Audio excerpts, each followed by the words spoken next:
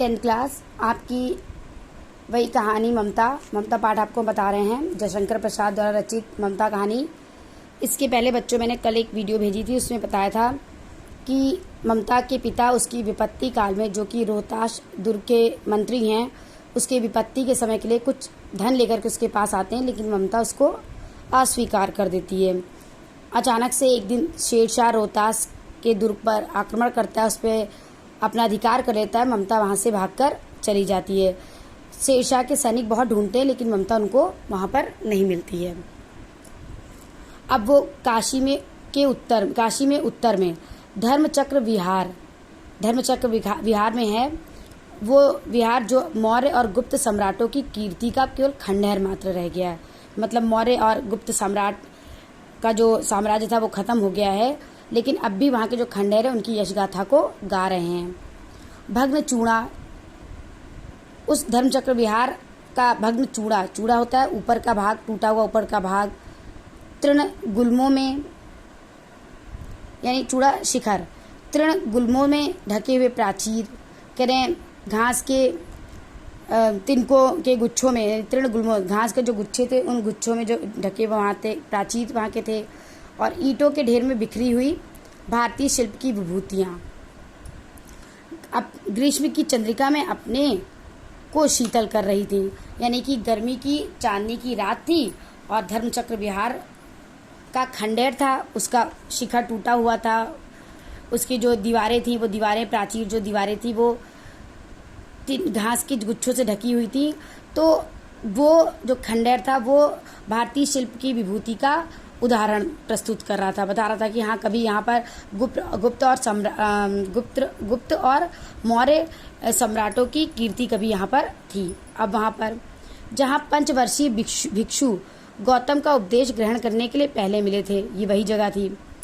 उसी स्तूप के भग्नावशेष, टूटे हुए अवशेष की मलिन छाया में एक झोपड़ी के दीपालोक में एक स्त्री पाठ कर रही थी।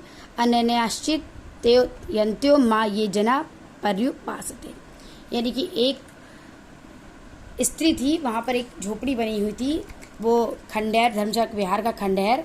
वहाँ पे एक स्त्री एक कुटिया में, एक झोपड़ी में बैठी हुई गीता के पाठ का स्मरण कर रही थी। इसका मतलब ये कि जो भक्त अनन्य भाव से मेरी भक्ति करता है उसका योगक्षेम मैं स्वयं उठाता हूँ। पाठ रुक गया। एक भीषण मतलब बड़ी और हताश थकी हुई आकृति दीप के मंद प्रकाश के सामने पड़ रही थी। ममता ने देखा कि जब वो गीता का पाठ पढ़ रही थी तो सामने एक कोई व्यक्ति, लंबा चौड़ा सा एक व्यक्ति था, थका हुआ व्यक्ति सामने खड़ा था। उसकी परछाई दीपक पे पड़ने लगी। स्त्री उठी, ममता उठ गई। उसने कपाट बंद करना चाहा, उसने जल्दी से दरवाजे बंद करने चाहे, परंतु उस व्यक्ति ने कहा, माता मुझे आश्रय चाहिए। ममता ने पूछा, तुम कौन हो? स्त्री ने पूछा, मैं मुगल हूँ। मुगल वो मुगल हुमायूं था।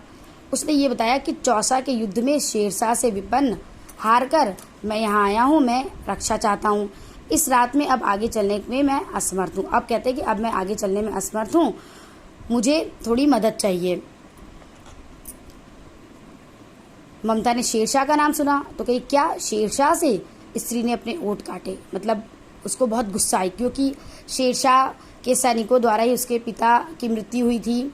ममता को अपना निवास स्थान छोड़ना पड़ा था, आज वो यहाँ पर रह रही थी। उस युवक ने कहा, आकृति ने कहा, हाँ माता, परंतु तुम भी वैसे ही क्रूर हो, वैसे ही मतलब शेरशाह जैसे क्रूर, वही भीषण रक्त की प्यास, वही निष्ठुर प्रतिबिंब, मतलब वही तुम्हारे अंदर भी खून की प्यास है, वही कठोर प्रतिबिंब तुम्हारे चेहरे पे दिख रहा है, तुम्हारे मुख पर भी, तुम भी वैसे ही कठोर जैसे शेरशाह कठोर है। सैनिक, मेरी कुटी में स्थान नहीं है, जाओ कहीं दूसरा आश्रय खोज लो। ममता ने कहा कि मेरी कुटिया में स्थान नहीं है, जाओ तुम कहीं जा करके दूसरी जगह ढूंढो, क्योंकि तुम शेरशाह की तरह तुम भी कठोर हो, तुम भी निर्दयी हो, तुम्हारे अंदर भी खून की प्यास दिख रही है, मैं तुम्हारी मदद नहीं कर सकती हूँ, मदद नहीं दे सकती हूँ।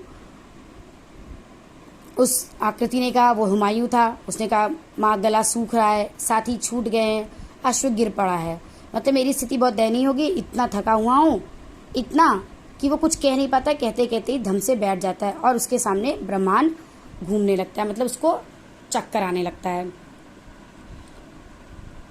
स्त्री ने सोचा यह विपत्ति कहाँ से आ गई, ये मुसीबत कहाँ से आई। उसने जल दिया, चक्कर आ गया था व्यक्ति को, उसने पानी दिया, मुगल के प्राणों की रक्षा हुई। इस तरह से मुगल के प्राणों की रक्षा हुई। उसको थोड़ी सी जान में जान आई पानी पी करके। वह सोचने लगी, यानी ममता सोचने लगी, सब विधर्मी यानी हिंदू धर्म से इतर जितने भी मुसलमान हैं दया के पात्र नहीं हैं। ममता ने मदद की, लेकिन उसके मन में आया कि सब मुगलों का, पठानों की मदद करने का वाला नहीं है, ये लोग दया के पात्र नहीं हैं, क्योंकि मौका पाते ही एक दूसरे को नुकसान पहुंचाते हैं। मेरे पिता का वध करने वाले आदत आई। अब उसे याद आई, इन्हीं मुसलमानों ने मेरे पिता का वध भी किया था।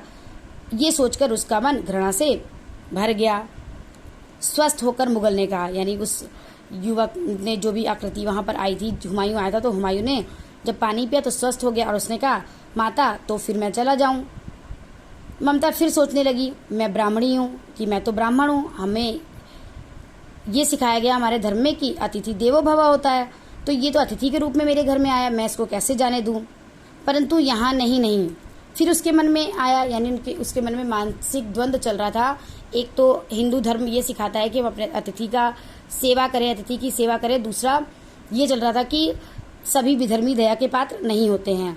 परंतु उसने सोचा ये दया तो नहीं, ये तो मेरा कर्तव्य है, अतिथि की सेवा करना तो मेरा कर्तव्य है। और उसने फिर वहाँ पर उसको रहने के लिए आश्रय दे दिया। मुगल अपनी तलवार टेक कर खड़ा हुआ था कि जाने के लिए। ममता ने कहा, क्या आश्चर्य कि तुम भी छल करो, ठहरो। उसने कहा, आश्चर्य की बात नहीं है कि तुम भी मुझसे छल करोगे, लेकिन फिर भी तुम ठहरो।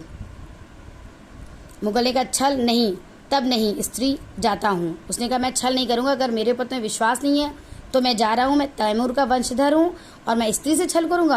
हम स्त्रियों का सम्मान करते हैं। जाता हूँ, भाग्य का खेल। कहता, जाता हूँ, ये सब मेरे भाग्य का खेल है कि मैंने 7 देशों पे राज किया और आज मुझे यहाँ आश्रय मिल रहा है, ये तो मेरे भाग्य का खेल है। बच्चों, इतना पड़ेगा, इसके आगे का हम कल बताएंगे।